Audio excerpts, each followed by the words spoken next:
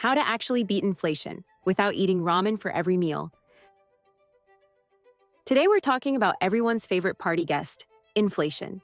You know that thing that makes your grocery bill look like you just bought a car, and your coffee habit feel like a luxury yacht expense. So here's the deal. Last year I went to buy my usual groceries, same stuff I always get, and the cashier said, "That'll be $187." And I was like, "I'm sorry, did I accidentally buy the whole store?" Nope, just eggs, milk, and the audacity to think I could afford avocados. But listen, I'm not here to just complain about how a bag of chips is now half air, half regret, and costs $7. I'm here to give you actual strategies to fight back against inflation without having to move into your parents' basement or start a side hustle selling feet pics. Not that there's anything wrong with that. Get your bag however you want. Today we're covering the real, practical, and honestly pretty simple things the average person can do right now to protect their money from becoming monopoly money. Let's get into it. Strategy number 1, high-yield savings accounts, aka stop letting your bank steal from you. Okay, real talk. If your savings account is earning you 0.01% interest, we need to have an intervention. That's not interest, that's an insult. That's your bank sending you thoughts and prayers. Here's the thing. While inflation is out here doing jumping jacks, your money is sitting in a traditional savings account doing absolutely nothing. It's like watching your money slowly melt like a popsicle on a hot day, except less delicious and more depressing. High-yield savings accounts are currently offering anywhere from 4% to 5% interest. Is that beating inflation completely? Depending on current rates, maybe not entirely, but it's a lot better than earning basically nothing while inflation eats your lunch money. Moving your emergency fund to a high-yield savings account takes like 20 minutes. That's less time than you spent watching TikToks this morning. Come on, we can do this. Popular options include Marcus by Goldman Sachs, Ally Bank, or whatever online bank isn't trying to charge you $35 for having the audacity to check your balance. Do your research, read reviews, and make the switch. Your future self will thank you. Strategy number 2, invest in Ibonds, the government actually trying to help. I know. The government and helping don't usually go in the same sentence, but hear me out on Ibonds. Series 1 savings bonds are specifically designed to keep pace with inflation. The interest rate adjusts every 6 months based on inflation rates. It's like having a little financial shield that actually works. Now, there are some rules. You can only buy $10,000 worth per year per person. You have to hold them for at least a year, and if you cash them out before 5 years, you lose the last 3 months of interest. But honestly, still better than watching your money lose value in a checking account. Think of Ibonds like a committed relationship with your money. You're locking it down for a bit, but it's going to grow and adjust to life's changes. Unlike my ex, Brad, but we're not talking about Brad today. Strategy number 3, invest in yourself, the ultimate inflation hedge. Here's something nobody wants to hear, but everybody needs to. The best way to beat inflation is to earn more money. I know, revolutionary concept. But seriously, if your income stays the same while prices go up, you're on a sinking ship. You need to increase your earning power, and that means investing in skills. This doesn't mean you need to go back to school and rack up $100,000 in student loans. We're talking about strategic skill development. Take online courses in your field. Learn a high-demand skill like coding, digital marketing, or data analysis. Get certifications that actually matter in your industry. Develop communication and negotiation skills so you can ask for that raise. Here's the reality. Your salary should be going up every year, at minimum by the rate of inflation. If it's not, you're technically getting a pay cut. So polish that resume, practice your negotiation skills, and remember, you're not being greedy for wanting to afford groceries and rent in the same month. Strategy number 4, the grocery game, because food is expensive now. Let's talk about food, because apparently, eating is a luxury now. First up, meal planning. I know it sounds boring. I know it sounds like something your mom suggested, but your mom was right. Planning your meals for the week and shopping with a list can cut your grocery bill by like 30%. That's real money. Here are my actual grocery hacks that work. Buy store brands. Listen, I did a blind taste test between name brand and store brand cereal. And guess what? They're made in the same factory. You're paying $3 extra for a cartoon mascot. Use cashback apps. Ibotta, Fetch, Rakuten. These aren't going to make you rich, but free money is free money. I've made like $400 this year just scanning receipts. That's dinner money. Shop the sales and stock up. When chicken goes on sale, buy extra and freeze it. Your freezer is like a time machine for food prices. You're buying at today's sale price and eating at next month's regular price. That's literally beating inflation. Eat less meat. Okay, don't come for me.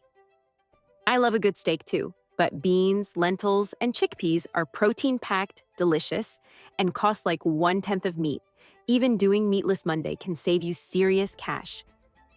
Strategy number 5, refinance and negotiate. Use your words. Inflation is hitting everything, but that doesn't mean you can't fight back on your existing expenses. Refinance what you can. If you have high-interest debt, look into balance transfer cards or personal loans with lower rates. Interest is the silent killer of wealth.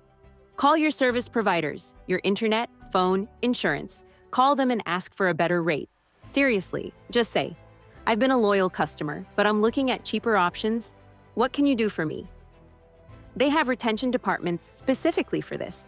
You'd be surprised what they'll do to keep you. Shop around for insurance. Car insurance, home insurance, renter's insurance. Prices vary wildly between companies. Spending an hour getting quotes could save you hundreds a year. I called my car insurance company last month, told them I was shopping around, and they magically found a $40 per month discount. That's $480 a year for a 15-minute phone call. That's better than my hourly rate at my actual job. Strategy number 6, invest in assets. Yes, even you. Okay, I'm going to say something that might be controversial. You should be investing in the stock market. But Melly, you say, the stock market is scary and I don't understand it. And what if I lose everything? I get it. But here's the thing. Over time, the stock market has historically beaten inflation. Keeping all your money in cash is actually the riskier move when inflation is high. You don't need to be a day trader or understand what a bear put spread is. You can invest in simple index funds through apps like Fidelity, Vanguard, or Schwab. Set up automatic contributions. Even if it's just $50 a month, you're building wealth. And here's the secret. Time in the market beats timing the market. You know what's really scary? Being 65 years old and realizing you never invested because you were waiting for the perfect time. If you're nervous, start small. Invest in a target date retirement fund. These automatically adjust as you get older, becoming more conservative over time. It's like investing with training wheels. Strategy number 7, cut the subscriptions that are bleeding you dry. Real talk time. How many subscription services are you paying for right now? And I mean all of them. Netflix, Hulu, Disney+, Spotify, Apple Music, that meditation app you used once, the gym membership you swore you'd use this time, the meal kit service that's still charging you. Pull up your bank statement right now. I'll wait. Found some surprises, didn't you? Yeah, me too when I did this. I was paying for a subscription box for my dog that I forgot about. My dog didn't even like it. He preferred playing with cardboard boxes like a common house cat. Here's what you do. Cancel everything. Yes, everything. Then add back only what you actually use and miss. You'll probably cut your subscriptions in half.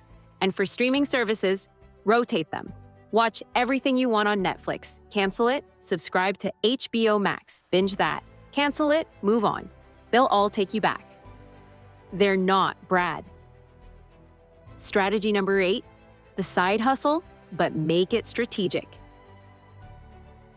Look, I'm not going to tell you to just start a side hustle like it's easy, but if you have the time and energy, bringing in extra income is one of the most direct ways to beat inflation. The key is being strategic. Monetize skills you already have.